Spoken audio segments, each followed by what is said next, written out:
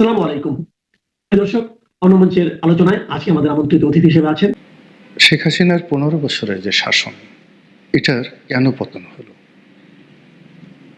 তার দীর্ঘদিনের যে অভিজ্ঞতা এবং অতীতে বিশেষ করে ১৯৯৬ থেকে ২০০১ সন পর্যন্ত একটি সফল সরকার পরিচালনার যে ঐতিহ্য, তার সঙ্গে সুদীর্ঘ রাজনৈতিক অভিজ্ঞতা, রাজপথের অভিজ্ঞতা এবং তার রক্তের মধ্যে যে প্রবাহমান রাজনীতির যে ধারা, এটি বাংলাদেশের দ্বিতীয় কারো নেই। তো সেই অর্থে তিনি লড়াই সংগ্রাম করে যখন ১/১১ পরবর্তী যে সরকার, সেই সরকারের প্রধান হলেন, বলা হয়ে থাকে যে ১/১১ সময় যে নির্বাচনটা হয়েছিল সেটি সমঝোতার ভিত্তিতে হয়েছিল এবং সেই সমঝোতার সময়টিতে যে ভুলগুলো করা হয়েছিল, এবার সেই ভুলগুলো করা হয়নি। আবার এইবার যে ভুলগুলো করা হয়নি ত্রয়োদশ জাতীয় সংসদ নির্বাচনে, ঠিক এইরকমই একটা ফলাফলের আশা বিদেশি যারা নেগোশিয়েটর ছিলেন তারা ২০১৮ সনে করেছিলেন, কিন্তু সেটি যে কোনো কারণে সম্ভব হয়নি। তো সেই বিষয়গুলো পরের ব্যাপার। আগে যেটা বলে নিই সেটা হলো আমাদের দেশের যে রাজনীতি, সেই রাজনীতিতে সবসময় বিদেশিদের একটা হস্তক্ষেপ থাকে। সেই রাজনীতিতে বিদেশির প্রভুদের প্রভুত্ব থাকে, সেনাবাহিনী, পুলিশ বাহিনী, অর্থ, বিত্ত, আমলা, হুন্ডা, গুন্ডার একটা প্রভাব থাকে। আর বিশেষ করে সেই যে সামরিক শাসনের আমল থেকে, সেটা খন্দকার মোশতাকের সেই সামরিক শাসন বলেন, কিংবা ধরুন জিয়াউর রহমান সাহেবের সামরিক শাসন বলেন, ঠিক সেই সময় থেকে নির্বাচন যেভাবে ম্যানুপুলেট হচ্ছে, যেভাবে হানা ভোট, যেভাবে ঠিক রাতের ভোট, দিনের ভোট, গৃহপালিত বিরোধী দল ইত্যাদি যে সংস্কৃতিগুলো, এটা অপসংস্কৃতি বলা হবে, সংস্কৃতি নয়, যেগুলো চালু হয়ে আসছে আমাদের দেশে, এটা তো থামছে না। সেই তুলনায় যদি আপনি ধরেন যে ১৯৭০ সনে মার্শাল অ্যাডমিনিস্ট্রেটর ইয়াহিয়া খানের জামানাতে যে নির্বাচনটি হয়েছিল, এটা ওয়ান অফ দ্য ফাইনেস্ট নির্বাচন। আবার পাকিস্তান জামানাতে যেটা ১৯৫৪ সনে নির্বাচন হয়েছিল, বাংলাদেশে যদি সত্যিকার অর্থে কোনো অংশগ্রহণমূলক উৎসাহ এবং উদ্দীপনার সঙ্গে, প্রতিযোগিতার সঙ্গে কোনো নির্বাচন হয়ে থাকে, সেটা হলো 1954। আর বাকি যে নির্বাচনগুলো, প্রায় সব নির্বাচনগুলো কিন্তু হুজুগে হয়েছে। ১৯৭৩ সনের যে প্রথম সংসদ নির্বাচন হুজুগে হয়েছে, ৭৯ সনের সংসদ নির্বাচন, রাষ্ট্রপতি নির্বাচন, হানের নির্বাচন, ৮৬, ৮৮ বোগাজ নির্বাচন, শুধু ৯১, ৯৬, ২০০১ এই তিনটি নির্বাচনে যে অনিয়ম বা যা কিছু আছে, এটা একেবারে সীমিত। বলা হয়ে থাকে যে স্বাধীন বাংলাদেশে মূলত ৯১, ৯৬ আর ২০০১ এই তিনটে নির্বাচন ছাড়া বাকি নির্বাচন নিয়ে বহু প্রশ্ন আছে। আমি ২০০৮ সনে নির্বাচনের সংসদ সদস্য হয়েছিলাম। আমার ওই এলাকাতে প্রতিযোগিতা ছিল, কিন্তু এখন অবস্থার দৃষ্টিতে যেটা মনে হচ্ছে যে গলাচিপা ১০ মিনিটে যে প্রতিযোগিতা ছিল বা ভোট ছিল, এটা সারা বাংলাদেশে এই দৃশ্য ছিল না। আমরা ২০১৮ সনে, ২০১৪তে, ২০২৪ এবং এই যে ২০২৬ যে দৃশ্য আমরা দেখেছি নির্বাচনের ফলাফলের ক্ষেত্রে, এটা সে ২০০৮ থেকে ধীরে ধীরে ধীরে ধীরে শুরু হচ্ছিল, কখনো নির্লজ্জ, কখনো প্রকাশ্য। তো এনিওয়ে, এইবার অবিশ্বাস্যভাবে জামাতের যে জোট, তারা ৭৮টি আসন পেল। তো বিএনপির জোট যদি ৯০টি বা ১০০টি সিট পেত ২০১৮ সনে, তাহলে কি শেখ হাসিনার আজকের এই পরিণত হতো? কারা তাকে সেই দিন এই কাজ করতে দেয়নি? তো এই যে এরকম অনেকগুলো প্রশ্ন। আর এখন যে দৃশ্যগুলো আমরা দেখতে পাচ্ছি, কেউ শেখ হাসিনার সঙ্গে এই মুহূর্তে নেই।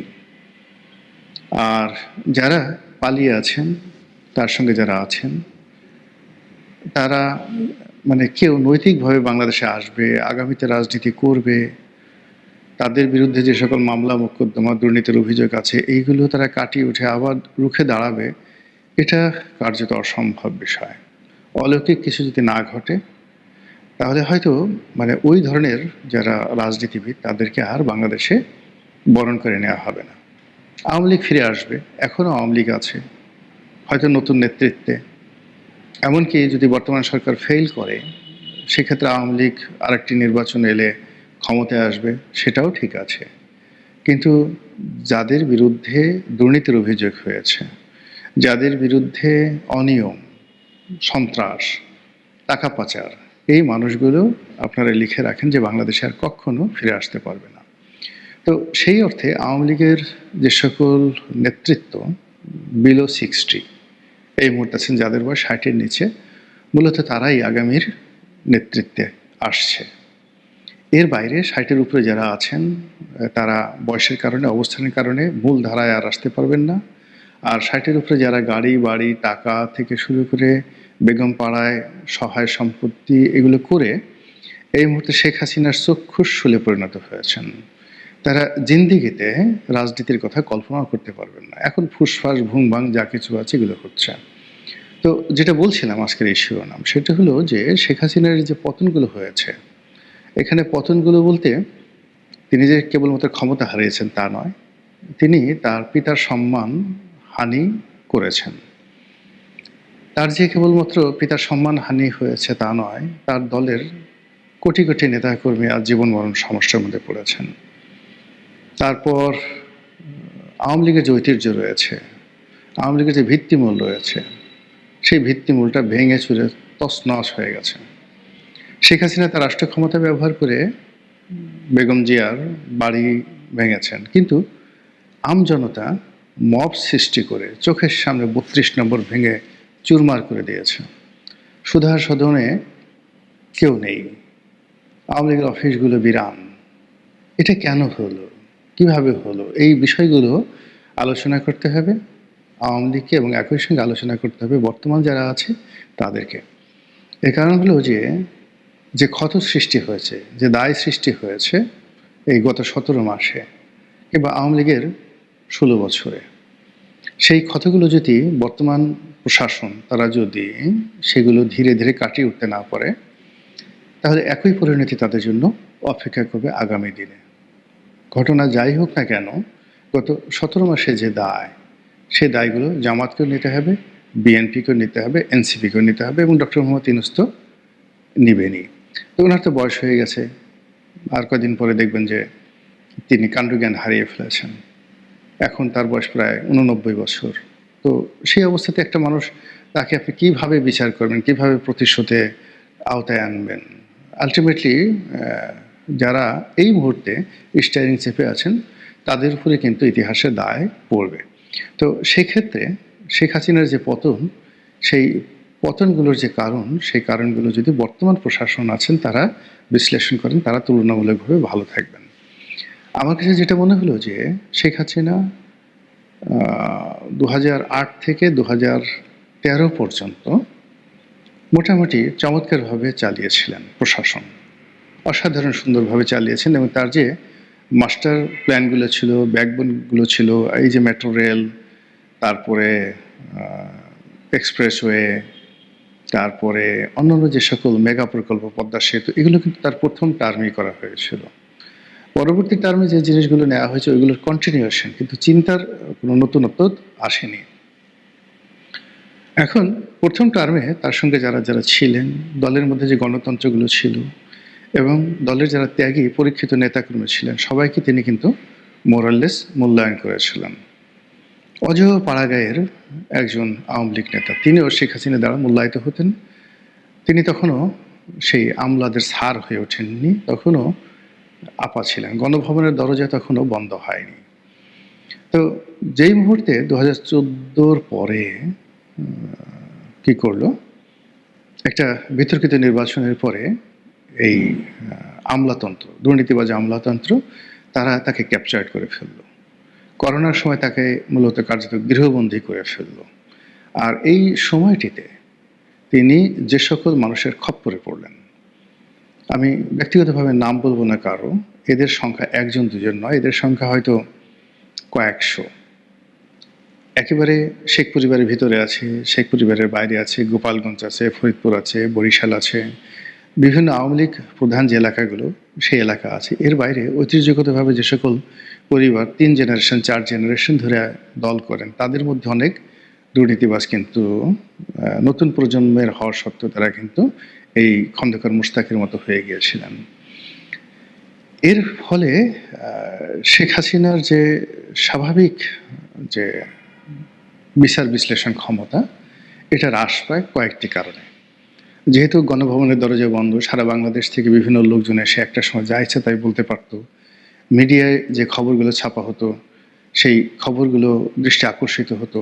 আমি জাস্ট একটা উদাহরণ দিই যে মাহমুদুর রহমান তখনও আমার দেশ ছাপাচ্ছে এবং আমার দেশ তখন জনপ্রিয়তার তুঙ্গে।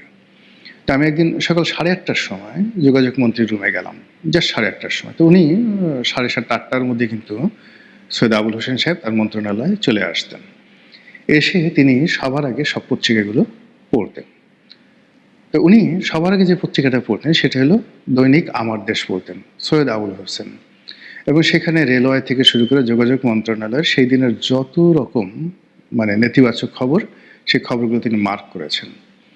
এরপর যখন 9টা বাজলো, সবাই কর্মকর্তারা এলো, তিনি সবাইকে জিজ্ঞাসা করলেন এগুলো কি হয়েছে। তা আমার সামনেই তারা বললেন যে জি স্যার, পত্রিকায় যে রিপোর্ট ছাপা হয়েছে এগুলো সত্য। তো বোঝার চেষ্টা করুন এটা 2009-10 সনের ঘটনা। তা এরকম যে ট্রান্সপারেন্সি যেটা ছিল সেটা 2019-এ ছিল না, কিংবা 2023-এ ছিল না। যদি থাকতো তাহলে শেখ হাসিনা অনেক ভালো করতেন। বরং আমরা যারা এত কথা বলতাম, আমাদেরকে নানাভাবে ভিলেন বানিয়ে এমন অবস্থা তৈরি করা হয়েছিল যে গণভবন থেকে শুরু করে প্রশাসনের সর্বস্তরে আমাদেরকে রীতিমতো ব্লক করে দেওয়া হয়েছিল।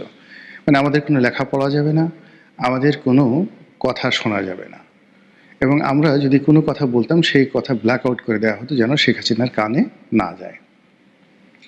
ফলে তিনি সবসময় একটা চার্মিং মোডে থাকতেন, সবসময় ইতিবাচক মনে করতেন তিনি রাইট, তাকে যা শোনানো হচ্ছে সবই ঠিক আছে। এবং টিল নাও এখনো পর্যন্ত তাকে কিন্তু ওইভাবে কিন্তু বোঝানো হচ্ছে যে আপা সারা দেশটা তছনছ হয়ে যাচ্ছে, সমস্ত মানুষ আপনার আশায় বসে আছে, আপনি গেলেই টুস করে ক্ষমতায় বসে পড়তে পারবেন। তা এইরকম চারিদিকে যখন বিভিন্ন প্রণোদনাকারী বা বিভিন্ন প্রবোধ দানকারী চাটুকার তেলবাজারা যখন এই ধরনের কথাবার্তা বলে, আর সেটাকে যাকে বলা হয়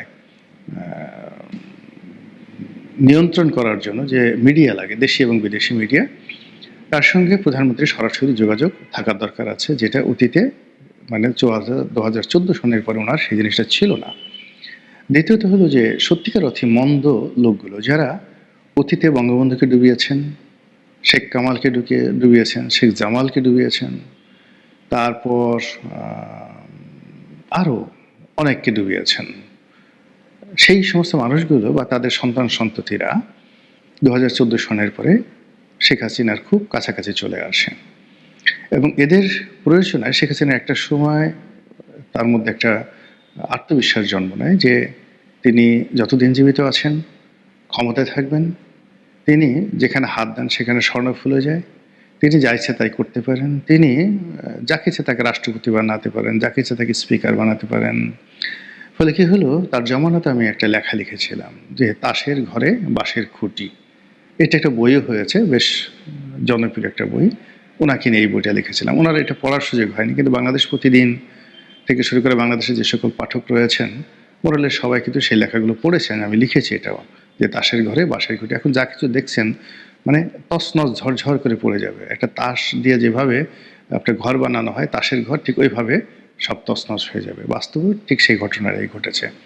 অবাক করার ব্যাপার হলো যে এখন আওয়ামী লীগের যে সমস্ত লোক দেশের বাইরে আছেন, তারা এই মুহূর্তে যে সমস্ত আমলা কামলা বা যারা এখন অবশিষ্ট রয়েছেন প্রশাসনে, তারা বর্তমান সরকারের সাথে যে সকল কথাবার্তা বলছে এবং যেভাবে আওয়ামী লীগের বিবোধ গাইছে, এতে করে আওয়ামী লীগের লোকজন যারা আছে তারা আরো হতাশ হয়ে পড়েছেন। তাদের বক্তব্য হলো যে অতীতে যে মীর জাফর বা খন্দকার মোশতাকের নামে আমরা গালাগাল দিতাম, কিন্তু এই যুগে কি হলো, এ কোন মোশতাক এলো, এ কোন মীর জাফর হলো, এদের এরকম চরিত্র কেন, বাংলায় কেন এত মোশতাক হয়, কেন এত মীর জাফর হয়? এই যে আওয়ামী লীগের যে আর্তনাদ, সে আর্তনাদ যেন বর্তমান বিএনপি শুনতে পায়, বর্তমান প্রধানমন্ত্রী শুনতে পায়, এবং সেই অনুযায়ী যদি সে ব্যবস্থা নেয়, আশা করি তার ভাগ্যে শেখ হাসিনার পরিণাম নাও হতে পারে। মহান আল্লাহ আমাদের সবাইকে হেদায়েত দান করুন। এবং বিএনপির রাজনীতির ইতিহাস পর্যালোচনা করলে দেখা যায় তারা সবসময় খুনের দায়মুক্তিকে রাজনৈতিক স্বার্থে ব্যবহার করেছে। 1975 সালে সপরিবারে বঙ্গবন্ধুর হত্যাকারীদের ইন্ডেমনিটি দিয়ে রাজনীতির মাঠে গরম ছিল বিএনপি। জন্মও হয়েছে এই ইন্ডেমনিটি দেওয়ার পরপরই। এখন 2024 সালে তথাকথিত জুলাই বিপ্লবের খুনিদের দায়মুক্তি দিয়ে একই কৌশলে তারা রাজনীতি করতে চাইছে, সরকারে টিকে থাকতে চাইছে। প্রশ্ন হলো, একটি গণতান্ত্রিক রাষ্ট্রে খুনের দায়মুক্তি দিয়ে কোনো দল কতদিন টিকে থাকতে পারে? বিএনপিকে কি আসলেই এই খুনের দায়মুক্তি রাজনীতি করে টিকে থাকতে হবে, নাকি তারা জনগণের প্রকৃত সমর্থন পাওয়ার জন্য ন্যায় ভিত্তিক রাজনীতির পথটি বেছে নেবে? জুলাই সন্ত্রাস চলাকালে নিহত পুলিশ সদস্যদের যারা হত্যা করেছিল সেই সব সন্ত্রাসীদের বিরুদ্ধে মামলা দায়ের করতে গেলে আদালত সেই মামলা গ্রহণ করেনি। বোঝাই যাচ্ছে আদালতকে নির্দেশিকা দেওয়া আছে, যে নির্দেশিকা অবৈধ ইউনূস সরকারের ধুরন্ধর আইন উপদেষ্টা আসিফ নজরুলই দিয়ে গিয়েছিলেন। উপরন্তু এই তথাকথিত জুলাই সন্ত্রাসীদের রাষ্ট্র আইন করে ইন্ডেমনিটি দিয়ে গেছে। 1975 সালেও সপরিবারে বঙ্গবন্ধু হত্যাকারীদের বিএনপি ইন্ডেমনিটি দিয়েছিল, বা মুশতাক দিয়েছিল, বিএনপি সেটাকে আইনে পরিণত করেছিল।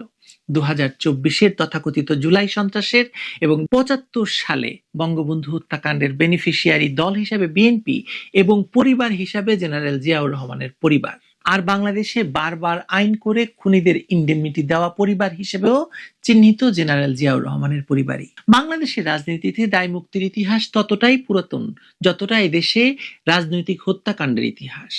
আর এই ইতিহাসের সবচেয়ে নিকৃষ্ট অধ্যায়গুলোর সঙ্গে একটি নাম বারবার উচ্চারিত হয়, জেনারেল জিয়াউর রহমানের পরিবার এবং তাদের রাজনৈতিক উত্তরাধিকার, আসলে যে দলটি, তার নাম বিএনপি। সম্প্রতি তথাকথিত জুলাই অভ্যুত্থানের নামে যে সহিংসতার ঘটনা ঘটে গেছে এবং সেই সহিংসতার সাথে জড়িতদের দায়মুক্তি দেওয়ার পরিকল্পনা দেখে মনে হচ্ছে বাংলাদেশের রাজনীতিতে খুনিদের পুরস্কৃত করার সেই পুরাতন চর্চা আবারও ফিরে আসতে চলেছে। বিএনপির রাজনৈতিক ইতিহাসের দিকে তাকালে বোঝা যায় এই দলটি তার অস্তিত্বের শুরু থেকেই খুনিদের পৃষ্ঠপোষকতা করে এসেছে। 1975 সালে সপরিবারে বঙ্গবন্ধু শেখ মুজিবুর রহমান হত্যাকাণ্ডের পর যারা ক্ষমতা এসেছিলেন তারা শুধু খুনিদের বিচারের পথ বন্ধ করেনি, বরং তাদের পুরস্কৃত করেছেন। জিয়াউর রহমান ক্ষমতায় এসে সংবিধানের 5ম সংশোধনীর মাধ্যমে বঙ্গবন্ধু হত্যার বিচার রুদ্ধ করার জন্য প্রণীত ইন্ডেমনিটি অধ্যাদেশকে বৈধতা দেন। শুধু তাই নয়, বঙ্গবন্ধুর খুনিদের বিদেশের দূতাবাসে চাকরি দিয়ে পুরস্কৃত করেন। আচ্ছা, সেও না হয় মানা গেল, কিন্তু এমন ঘটনাও কি শুনেছেন যে যুক্তরাজ্যের হাউস অব কমন্স থেকে সপরিবারে বঙ্গবন্ধু এবং জেলের ভেতর জাতীয় 4 নেতাকে হত্যার ঘটনায় তদন্ত করার লক্ষ্যে একটি কমিটি ঢাকায় আসতে চাইলে জিয়াউর রহমানের সরকার সেই তদন্ত কমিটির সদস্যদের ভিসা পর্যন্ত দেয় না। এতে হাউস অব কমন্সের ওই তদন্ত কমিটি মনে করেছিল যে এসব হত্যাকাণ্ডে হয়তো জেনারেল জিয়াউর রহমানেরও হাত থেকে থাকবে, না হলে তদন্ত কাজে বাধা দেওয়ার তো কোনো কারণ থাকতে পারে না, তাই না? এই ধারাবাহিকতাই পুনরাবৃত্ত হতে দেখা যাচ্ছে তথাকথিত জুলাই অভ্যুত্থানের পরবর্তী পরিস্থিতিতে, যেখানে পুলিশ সদস্য সহ শতাধিক মানুষ নিহত হয়েছেন। সেখানে হত্যাকারীদের বিচারের আওতায় আনার পরিবর্তে তাদের জুলাই যোদ্ধা আখ্যা দিয়ে দায়মুক্তি দেওয়ার পরিকল্পনা করা হচ্ছে। আদালত পর্যন্ত সেই হত্যাকাণ্ডের মামলা গ্রহণ করতে অস্বীকার করছে, যা স্পষ্ট করে বোঝাচ্ছে যে বিচারিক প্রক্রিয়াকেও প্রভাবিত করা যায়। দুঃখজনক হলো, এই হত্যাকাণ্ডের জন্য জাতিসংঘকে দিয়ে একটি তদন্ত করিয়ে সেই 1400 সংখ্যাকে তারা ফলাও করে শেখ হাসিনা সহ আওয়ামী লীগের বিরুদ্ধে ব্যবহার করেছে। অথচ এই 1400 লাশের ভেতর কত সংখ্যক 5ই আগস্টের পরে হত্যা করা হয়েছে আর কতজন পুলিশ ছিল এই লাশের মধ্যে, তা নিয়ে তদন্ত করতে আগ্রহী নয় এরা। বিস্ময়কর, তাই না? বিএনপির এই রাজনৈতিক দর্শনের মূল সমস্যা হলো এই দলটি কখনোই গণতান্ত্রিক মূল্যবোধের ভিত্তিতে রাজনীতি করতে পারেনি বা চায়নি। ক্ষমতায় যাওয়ার জন্য, ক্ষমতায় টিকে থাকার জন্য এই দলটি সর্বদা সহিংসতা এবং অবৈধ পথকে বেছে নিয়েছে। 2014 এবং 2018 সালের নির্বাচনে অংশগ্রহণ না করে দেশে অস্থিতিশীলতা সৃষ্টি করা থেকে শুরু করে পেট্রোল বোমা হামলার মতো সন্ত্রাসী কার্যকলাপ বিএনপি রাজনীতিতে হিংসার চর্চার স্থায়ী বৈশিষ্ট্য। আন্তর্জাতিক আইন এবং মানবাধিকার সনদ অনুযায়ী কোনো গণতান্ত্রিক রাষ্ট্রে হত্যাকারীদের দায়মুক্তি দেওয়া যায় না।